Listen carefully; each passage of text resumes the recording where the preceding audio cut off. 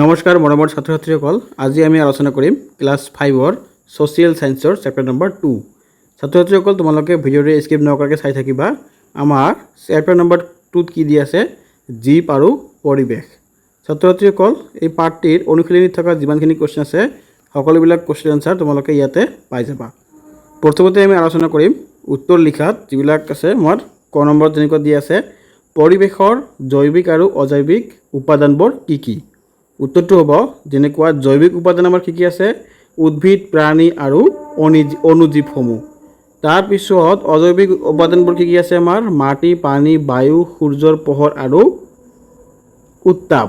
তাৰপিছত আহা তোমালোকে কুৱেশ্যন নম্বৰ খ, ইয়াত কৈছে কি উদ্ভিদক উৎপাদক বুলি কিয় কোৱা হয়? উত্তৰ হ'ব উদ্ভিদে সূৰ্যৰ পোহৰ ব্যৱহাৰ কৰি সালোক সংশ্লেষণ প্ৰক্ৰিয়াৰে নিজৰ খাদ্য নিজে প্ৰস্তুত কৰিব পাৰে, সেইবাবে উদ্ভিদক উৎপাদক বুলি কোৱা হয়। তাৰপিছত আহা তোমালোকে গ নম্বৰত, উপভোক্তা কেই প্ৰকাৰ আৰু কি কি? উত্তৰ যেনেকুৱা দিয়া আছে, উপভোক্তা প্ৰধানকৈ 3 প্ৰকাৰৰ। সেইবোৰ হ'ল যেনেকুৱা ক নম্বৰত 1 নম্বৰ কি দিয়া আছে, প্ৰাথমিক শ্ৰেণীৰ উপভোক্তা। 2 নম্বৰত দিয়া আছে কি গৌণ উপভোক্তা বা দ্বিতীয় শ্ৰেণীৰ উপভোক্তা, এইবিলাক হ'ল আমাৰ মাংসভোজী। আৰু 3 নম্বৰত দিয়া আছে তৃতীয় শ্ৰেণীৰ উপভোক্তা বা সৰ্বভোজী। তাৰপিছত আহা তোমালোকে ঘ নম্বৰত, বীজজকে আমাক কেনেদৰে সহায় কৰে? উত্তৰটো হ'ব বীজজকে মৃত উদ্ভিদ আৰু প্ৰাণীৰ শৰীৰ বা বৰ্জিত পদাৰ্থবোৰ পচাই মাটিত মিলাই দিয়ে।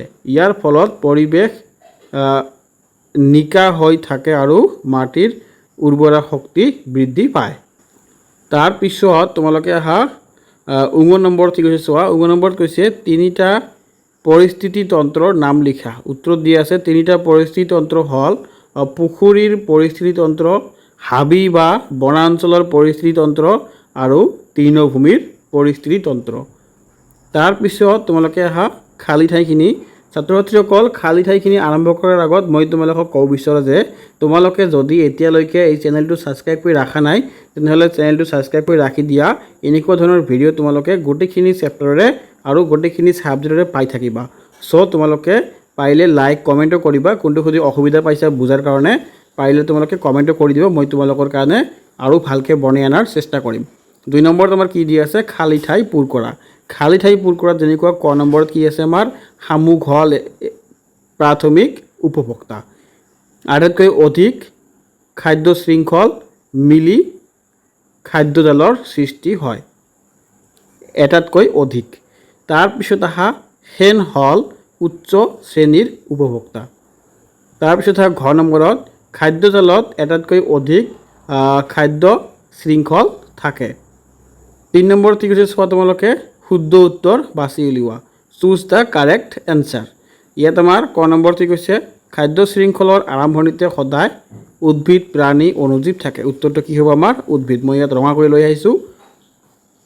তাৰপিছত খ নম্বৰত কি কৈছে, বীজজকে উৎপাদকে আৰু উপভোক্তাই খাদ্য প্ৰস্তুত কৰে। আমাৰ খাদ্য কোনে প্ৰস্তুত কৰে? উৎপাদকে খাদ্য প্ৰস্তুত কৰে। গ নম্বৰত কি আছে চোৱা তোমালোকে, উৎপাদকে, বীজজকে, উপভোক্তাই মৃতদেহ গেলি পচি যোৱাত সহায় কৰে। উত্তৰটো হ'ব আমাৰ কি বীজজকে। 4 নম্বৰত কি আছে আমাৰ, খাদ্য শৃংখল কি উদাহৰণেৰে সৈতে বুজাই লিখা। উত্তৰত কি হ'ব আমাৰ, পৰিস্থিতি তন্ত্ৰত খাদ্য আৰু খাদ্যকৰ সম্পৰ্কৰ ওপৰত ভিত্তি কৰি শক্তিৰ যি ধাৰাবাহিক প্ৰবাহ ঘটে তাকেই খাদ্য শৃংখল বোলে। অৰ্থাৎ কোনে কাক খায় তাৰ এই শৃংখলাবদ্ধ ধাৰা।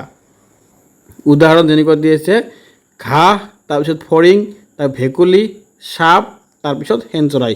মানে ফৰিং ঘাঁহ খায়, ফৰিঙক আকৌ ভেকুলী খায়, ভেকুলীক আকৌ সাপে খায়, সাপক আকৌ কোনে খায়? শেন চৰাই খায়। এইটো হ'ব আমাৰ খাদ্য শৃংখলাবদ্ধৰ এটা উদাহৰণ।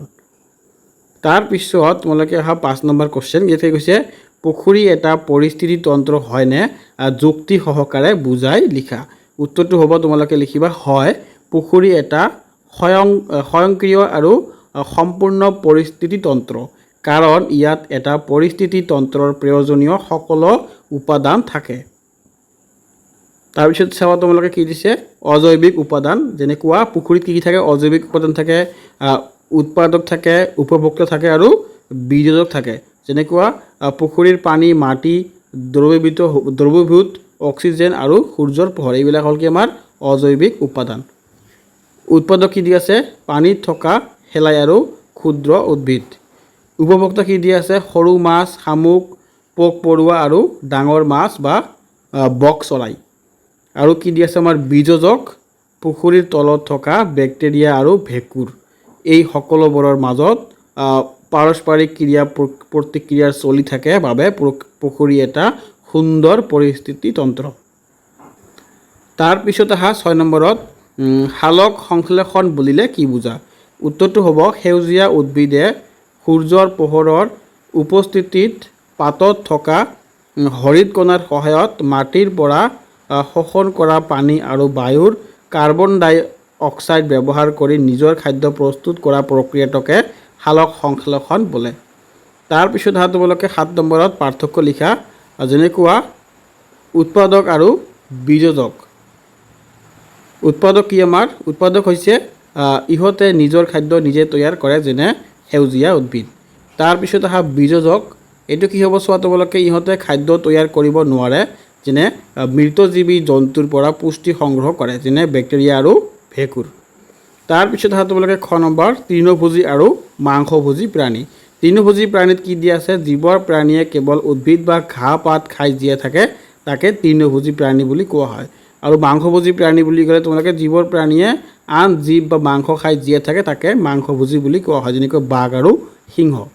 10 নম্বৰত কি দি আছে খাদ্য শৃংখল আৰু খাদ্যজাল। খাদ্য শৃংখল কি ই খাদ্য আৰু খাদকৰ মাজৰ এক সৰল ৰৈখিক বা পোনপটীয়া সম্পৰ্ক। আৰু আমাৰ কি খাদ্যজালটো কি আছে বহুতো খাদ্য শৃংখল একেলগ হৈ সৃষ্টি কৰা জটিল জালিক সদৃশ সম্পৰ্ক। তাৰপিছত আহা কুৱেশ্যন নম্বৰ 8 ইয়াত কৈছে কি পৰিস্থিতি তন্ত্ৰত প্ৰথম শ্ৰেণীৰ উপভোক্তাবোৰ নোহোৱা হৈ গ'লে কি হ'ব। ইয়াৰ উত্তৰটো আমাৰ কি দিছে চোৱা প্ৰথম শ্ৰেণীৰ উপভোক্তাবোৰ নোহোৱা হৈ গ'লে পৰিস্থিতি তন্ত্ৰৰ ক্ষমতা সম্পূৰ্ণৰূপে হেৰাই যাব। প্ৰথমতে ঘাঁহ বন বা উৎপাদকৰ সংখ্যা অস্বাভাৱিকভাৱে বাঢ়ি যাব।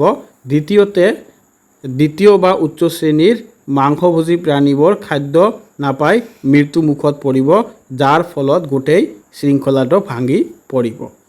এতিয়া তোমালোকে আহা কুৱেশ্যন নম্বৰ 9 খাদ্যজালৰ কিয় সৃষ্টি হয়।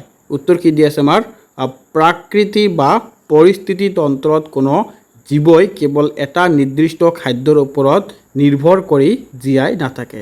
এই এটা প্ৰাণীয়ে কেইবাটা প্ৰকাৰৰ খাদ্য খাব পাৰে আৰু একেটা প্ৰাণীকো বেলেগ বেলেগ চিকাৰীয়ে খাব পাৰে। ইয়াৰ ফলত বহুতো খাদ্য শৃংখলৰ এটাৰ লগত আনটো সাঙৰ খাই পৰে আৰু খাদ্যজালৰ সৃষ্টি হয়। তাৰপিছত আহা 10 নম্বৰত মাটিত পৰি থকা মৃত জীৱবোৰ কিয় গলি পচি যায়। ইয়াৰ উত্তৰটো কি হ'ব আমাৰ মাটিত অসংখ্য ক্ষুদ্ৰ অণুজীৱ যেনে বেক্টেৰিয়া আৰু ভেঁকুৰ থাকে যিবোৰ বিযোজক বুলি কোৱা হয়। এই বিযোজকবোৰে মাটিত পৰি থকা মৃত জীৱবোৰৰ জটিল অংগবোৰ ভাঙি সৰল উপাদানলৈ ৰূপান্তৰ কৰে আৰু নিজৰ আহাৰ গ্ৰহণ কৰে। এই জৈৱিক ক্ৰিয়াৰ বাবেই মৃত জীৱবোৰৰ গেলি পচি মাটিৰ লগত মিলি যায়। ছাত্ৰ ছাত্ৰীসকল মোৰ ভিডিঅ'টো ইয়াতে সামৰণি মাৰিলোঁ। তোমালোকক যদি ভিডিঅ'টো ভাল লাগিছে চেনেলটো ছাবস্ক্ৰাইব কৰি ৰাখিবা তেনেহ'লে এনেকুৱা ধৰণৰ ভিডিঅ' তোমালোকে পাই থাকিবা। আৰু তোমালোকে যদি ছাবস্ক্ৰাইব কৰি ৰাখি দিয়ে তেনেহ'লে মোক তোমালোকে নেক্সট ভিডিঅ'ত লগ পাবা বা নেক্সট ভিডিঅ' মই তোমালোকৰ কাৰণে লৈ আহিম চাব পাৰিবা। চ' আজি মই ইয়াতে সামৰণি মাৰিলোঁ। ধন্যবাদ। ভালকৈ পঢ়া ছাত্ৰ ছাত্ৰীসকল একেবাৰে ভালকৈ পঢ়া।